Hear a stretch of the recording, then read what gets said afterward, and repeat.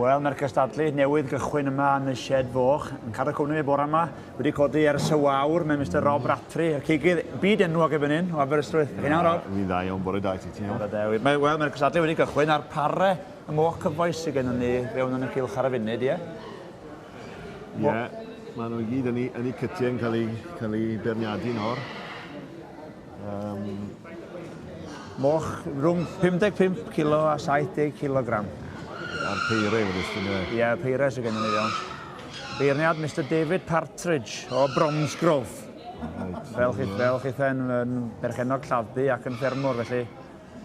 Llathen o'r un brethin ac i, Rob. Wel, fi'n perchen lladdu, ond fi'n defnyddio'r lladdu lot yn Tregaron yn y fe.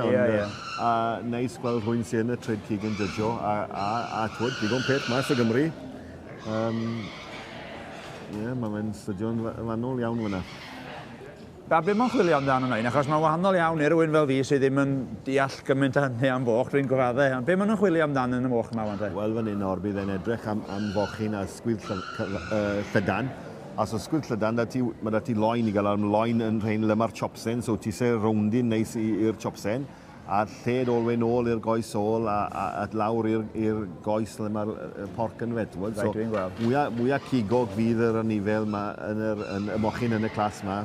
Hwnnw bydd e'n rhoi mlaen. Dwi'n gweld. Yw'r rhain yma gyfer i magu, mae'r rhain yma gyfer anifeiliaid i gael ei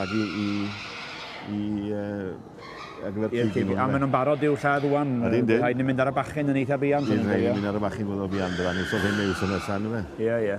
A pa oed o foch fysa hyn te?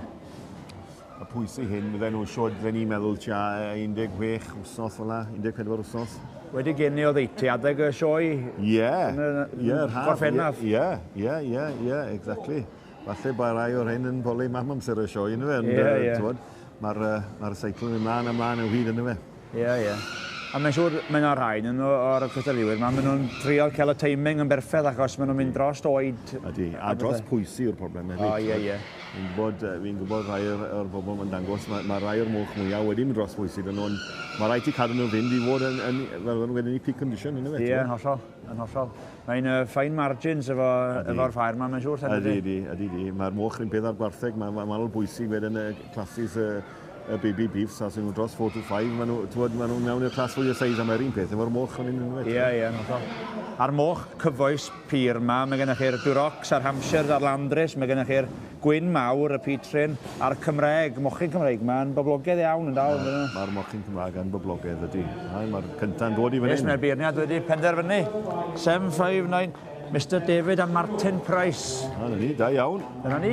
Fe ddim yn hir yn penderfynu, ro?